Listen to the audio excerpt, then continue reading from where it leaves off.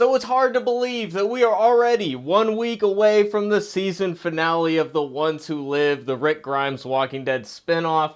I can't believe that it's going away so quickly. It feels like we just got started, and I'm so invested in this show at this point. It's the best Walking Dead we've gotten in years, and this episode continues that, although this episode is probably the shakiest of the entire season so far, but I've been extremely impressed with the story up to this point, especially episode 4 was very emotionally compelling. And we got another emotionally compelling episode here. Where we end up at the end of the episode is definitely quite satisfying. It's just they don't quite stick the landing on some of the stuff in the middle. And some of the Walking Dead isms that have crept into a lot of the spin-offs and the main show towards the end of its run have kind of crept into this one a little bit. Last week there were a lot of things that were convenient for the plot that happened, but I was able to overlook it because you could come up with an explanation, and also just the fact that the story itself was so compelling. But in this one, there are a lot of situations where they end up at gunpoint, and then they get out of it, and you don't really buy into the fact that they get out of the situation so easily. And there are a lot of points like that, and it's kind of hard to track. The character, spoiler alert, Jadis, is the main focus of this episode, and she has an arc that is a little bit hard to track. Now that once we get to the end and we start to unpack a little of the psychology there, it makes a lot more sense, and you can definitely dissect it that way. But while you're watching the episode, it's hard to understand why she's doing what she's doing, and that is very crucial to getting into this episode. So there are a lot of things, the plot conveniences that happen. We got stealth zombies yet again in the show, and just big coincidences. So these are things that crept into, especially Fear the Walking Dead. It's not nearly on that level, and I still say this is a good episode, but I'm a little bit more mixed on this one than all the ones prior to that for those reasons. But what we got this week is a road trip episode. We got Rick and Michonne on their way back to Alexandria, and they're driving through Wyoming in the bulk of this episode. We got some really beautiful landscape shots, some really cool establishing shots. I really appreciate that we're expanding the scope of the franchise and not just spending time in one place. Really makes this show feel so much bigger in scope, which is the biggest feature of the show other than Rick and Michonne, is the fact we got the CRM, we got a whole country to deal with, and seeing a little bit more of that is very satisfying. But spoiler alert warning, because we will be doing full spoilers in this review here. The surprise return of Gabriel is the big surprise of this episode. Now, it is not a full return because he is in flashbacks. He is still back in Alexandria, aka the Commonwealth, so that's where he is right now. I thought at first when we saw this first teaser scene with him there, I was like, oh man, here we go. He's going to just so happen to run across the country and run into them. Thankfully, that's not what happened, although that is kind of what happened with Jadis in this episode. But more or less, that's not really what's happening with Gabriel. I love the character of Gabriel, and he's used really effectively in this episode. I love the flashbacks. I know a lot of people are going to be mixed on the flashbacks and probably feel it's not necessary for the plot. I love the flashbacks. It's more than just fan service. It really gives Jadis's whole behavior context. Without these scenes, this episode would fall apart completely. So I think that it was very key to bring Gabriel back into the show, and I hope he gets his own spin-off, because I love Gabriel. And I'm glad he didn't die, because they really teased us with that in this episode. We also get the sound of a helicopter overhead in this scene, and that's very concerning. I don't know if that's supposed to be the CRM that are finding Alexandria. Maybe it's supposed to be menacing. Maybe that's going to lead into the finale, or maybe it's just coincidence, but there's definitely something happening there. But I really like these first few scenes here where they're traveling together and they find ramen noodles that are called Tasteful Nudes or something, which is really funny. So there's a little pun there. And it's almost like they're misspelling it, right? So it's like, poorly translated English or something. But it's amusing. We get this Wyoming thing in the background that shows us where we are, and they're spending time together and all that. And then we got, a zombie with a machete. And this is when I thought, oh man, here's Gabriel coming in, because we saw him with the machete in the first scene. I don't know if that was intentional or not, but that was my thought process watching this. But we got a little music montage scene, and I found this very enjoyable. I especially love when they're in the store together, and he's looking for a gift for RJ, but nobody calls RJ Jr., so he can't use that little nameplate. Michonne hates it because her name is very unique and there aren't many of them, so there aren't any for her. So, I love those little details. Rick finds a gift for her and then he hides it. I love this stuff here. And then the reference of the toothpaste. He finds the spearmint toothpaste because that was a really fun episode back in, I think, season 6 of the original show when they started getting together. Rick wanted to bring her the toothpaste that she wanted, and he spent this whole episode trying to get it, and he ended up with a full truckload of toothpaste in the water. So I really like closing that loop in this episode, and it's a nice little reference, more than just a memorabilia. It is fun for fans to have that satisfying conclusion there. And now we're on our way to a cabin where they're going to spend the night, and then they run into people that need help. And here's like kind of the theme of the episode, where they find this sign for the park, and they're like, let's protect the park from people, protect people from the park, and protect people from people. So it's this whole thing with Jadis going on where it's her fighting her own nature. And it's almost like, she's fighting people, but she is fighting two different versions of herself that each have different names. So I think that's why this is here. That's the theme of this episode. So I think that is a nice little Easter egg kind of tie-in thing. And here we got a fun scene. It's a pretty standard Walking Dead scene where they encounter survivors and they help them. I love these hardened zombies. Of course, with the Jadis, the heaps that she was at, they had the metal zombies, of course, that are very memorable. But we haven't had this calcified zombies, so that's kind of new. I love finding new gimmicks for the zombies in this franchise. That's always fun. And there's a good excuse for it because we got the geysers. We even see a geyser later in the episode. So I don't know if that's scientifically accurate or not. I don't particularly care. It's cool. I like it. They have to punch through the zombies to get to the skull. So I like that little aspect there. Although they don't really use it after this first scene. Felt like they could have used that a bit more. But anyways, they help out these people, and then the people pull their guns on them. We've been in this situation many times, so it's kind of interesting that Michonne and Rick, despite the fact that they've been in a situation similar to this, they're still willing to help.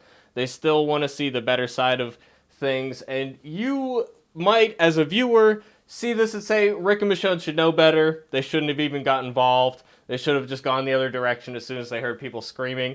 But that's never really who they've been. There have been times where Rick shot first, of course, the famous Nebraska scene.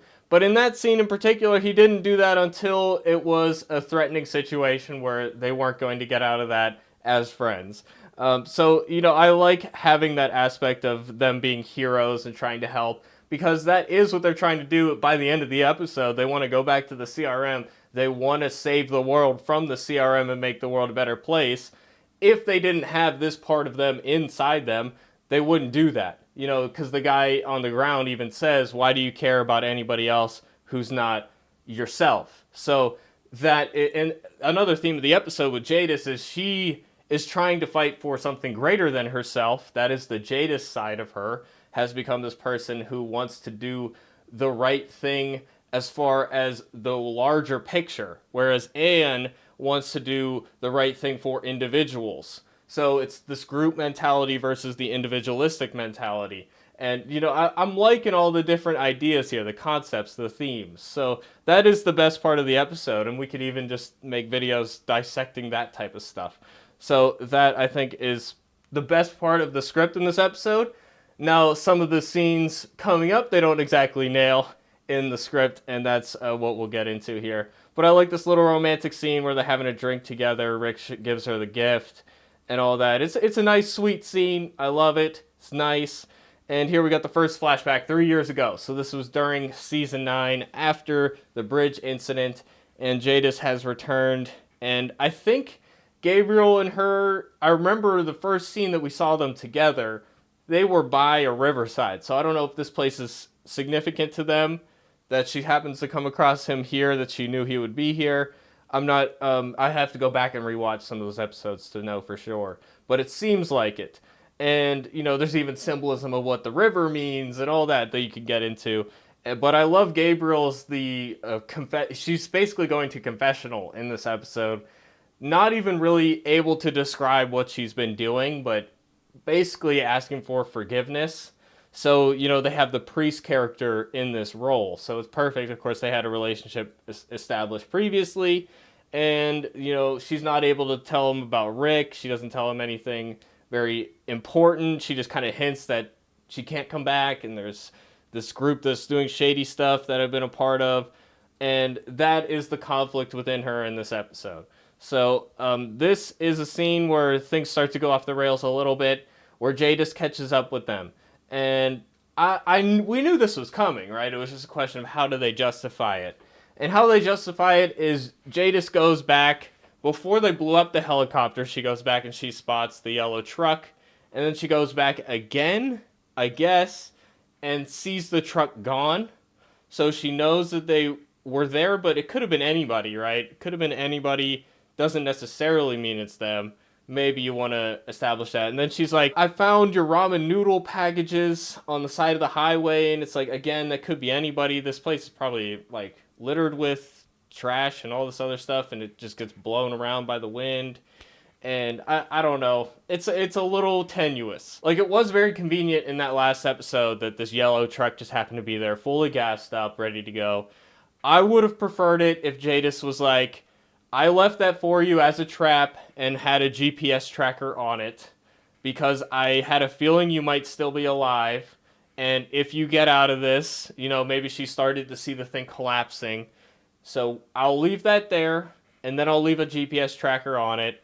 That would have been a 10 times better explanation. Maybe that is it, and I just missed the part where she said that, but it falls flat when you really think about it. This world is so massive, and I don't think that you would... I mean, she knows where they're headed, so she knows the general direction, but I don't know, man. It's a little... I guess I can get there, but it's not quite enough for me. That's the one thing that kind of bothered me in this scene, and I can't get into this scene other than that. And then it's like, why is she talking to them instead of just shooting them right now?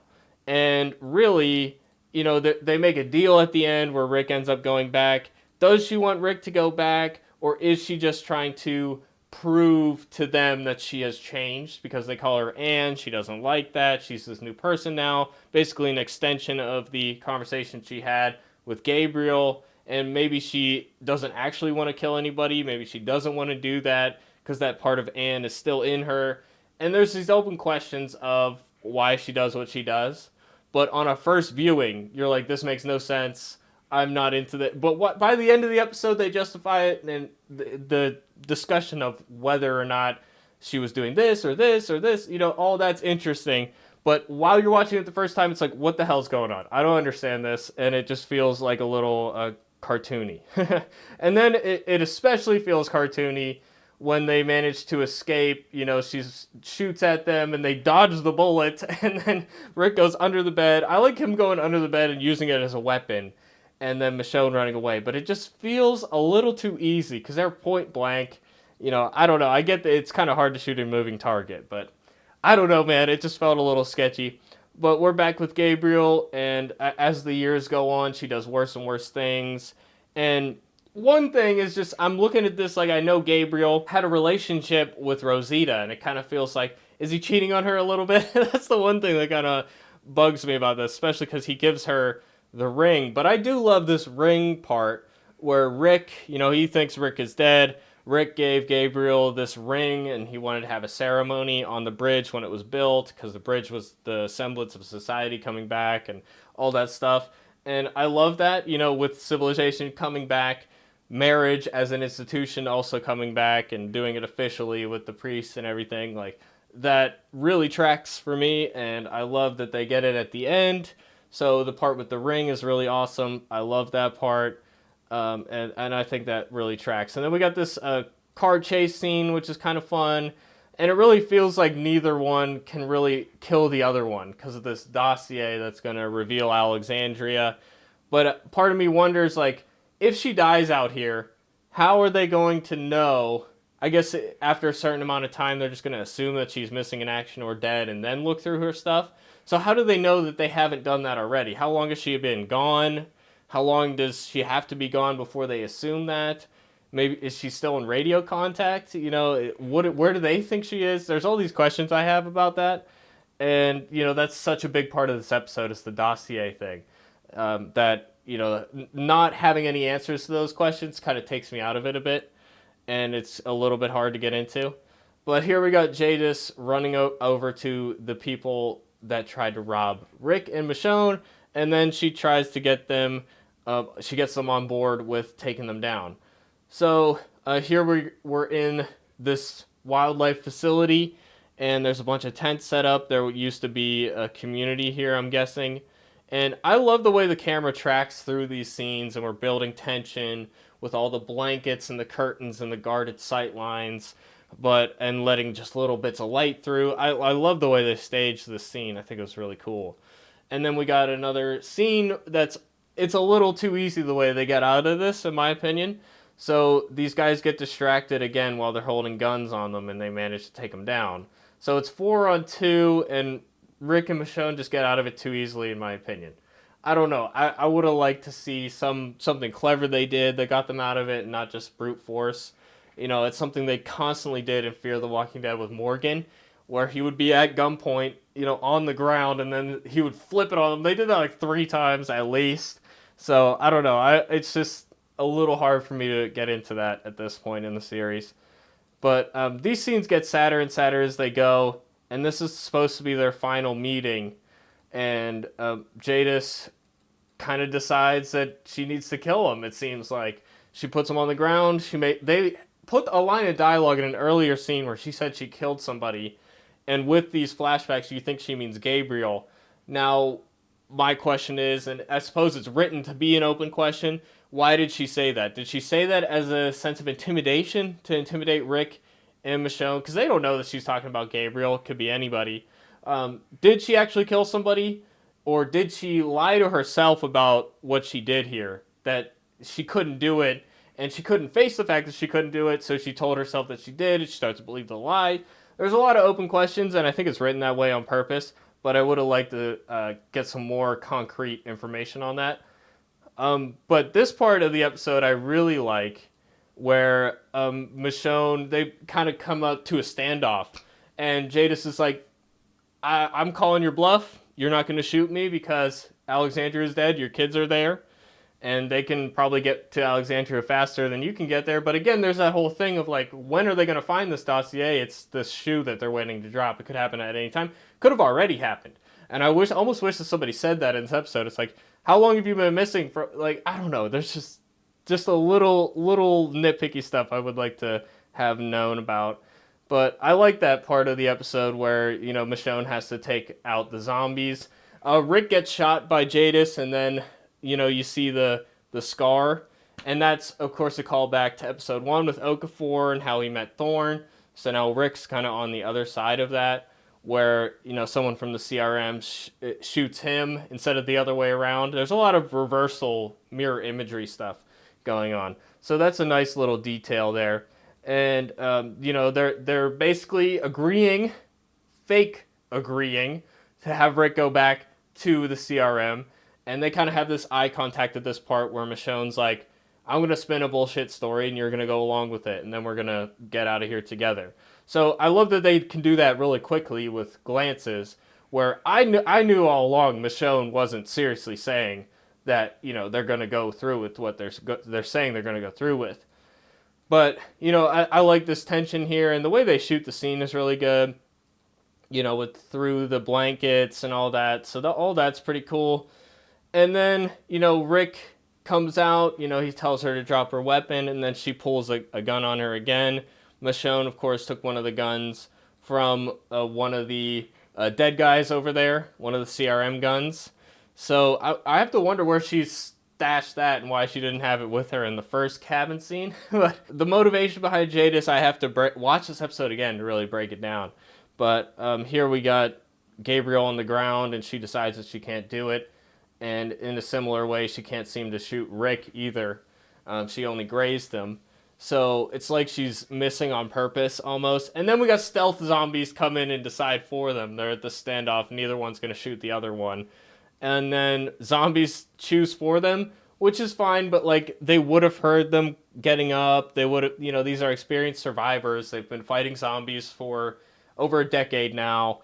and they're not going to get snuck up on like that. And it would make sense if they were like lurkers and they get activated by them there, and there's been gunshots going off and all that, but they would have heard them growling and shuffling and all that. They're noisy. You can't really convince me otherwise. But I really like the death scene here with Jadis, and they actually make you feel bad for her. And they show flashbacks and all that, and they show that she doesn't actually kill Gabriel. And then they show whole of her conflict within her, the two different people, Jadis and Anne, and she wants to fight for something greater, and that's her way of trying to help the world. Where Rick and Michonne, they want to help the world by saving people. She is okay with killing people because it saves more people in theory. But really she just wanted to stop losing people. That's the big revelation here, is she had lost so much, she didn't want to lose anymore, she couldn't lose any more communities, so she feels like she had to go along with it. And it's more of just like a psychological way of guarding herself from the loss, which I think something that we can actually all relate to an extent. Decisions we make to prevent further emotional pain. So I can relate to that, and that's why I think this really works. And I really do love these flashbacks, especially we even see Glenn in this episode and talking about how she has regrets and she wanted to live as an artist, and artist wasn't about survival and all this stuff. That really resonated with me, and we see people that died that we cared about. So that's really a nice touch here at the end of the episode, and it really just adds to the whole emotion of everything, seeing the ones that we lost. But it makes you wonder, of course, because of course Jadis never met Glenn and she didn't meet Herschel up here. I'm not even sure if this is Andrea or who the rest of these people are, but it's definitely kind of like how the artist in the CRM community is drawing pictures of Carl and Michonne and people he's never met. So there's that tie-in, and the theme of art is definitely important in this part of the episode and the season. Curious to see where that goes. And you feel bad when Rick's putting her down. It's the same camera angle as the pilot episode. I'm sorry this happened to you. We had that reference last week, and now we're kind of getting another scene of that where Rick he's shooting himself, because Jadis is kind of, to an extent, who he was last week. He was like, I had to learn how to kill myself and keep living. And that's what he did in the first episode when he let go of the dream of getting back to Michonne. So him letting go of Michonne, that dream, that is what killed him, and he is still alive. And Jadis has her own way of doing that by killing Anne. So that, to me, it's full circle, kind of beautiful symmetry, and I love where they went with it. The execution of the episode and the action scenes in particular are what stopped me from saying this is amazing. So I still get there with this episode and still say thumbs up, awesome episode overall, really great ideas there, really great thematic stuff, and it's quite brilliant, the symbolism and all that. Just some of the nitpicky execution of the scenes that really stops me from saying it's amazing. Then we get this really awesome proposal scene, and that's really nice. And then they decide they're going to walk off, and they're going to go back to CRM, and the plan is Rick gets the dossier, or Rick gets the briefing, because Jadis revealed Beale was going to give him that briefing. Now, I would just assume, based on the whole context, that Jadis was lying about that, but they take it as fact, and we kind of already know that it's a finale, they're going to do something big. So Rick's going to get the briefing next week. Maybe he won't, maybe it was a lie. But they're going back to the CRM. They have a plan. And then this is really awesome. This with Gabriel, he's meeting her again, after she spared him. He's like, I'll see you next year. And he is really still hopeful that he can save her, especially because now we know he's lost Rosita. He doesn't have anybody else, like romantically. So he is probably still holding out hope that he can help save her. I mean, he's a priest. That's what he does. He saves souls, right? And she doesn't show up, so we get this tragic look here. And, I thought that was beautiful. I really like that. And then we get the awesome trailer for next week, and I think it's pretty interesting looking. Can't wait. Let me know what you guys think in the comment section. I think I'm going to see a bit more criticism than previous weeks, but definitely look forward to reading what you guys have to say about it. one more week to go, and I will be reviewing that. It's Easter Sunday, so I'm going to be reviewing that early in the morning. And then if I have time, it depends when I get home from doing family stuff, but I'm thinking I'll do a live stream after the episode airs on cable, so like 10:15 or whatever.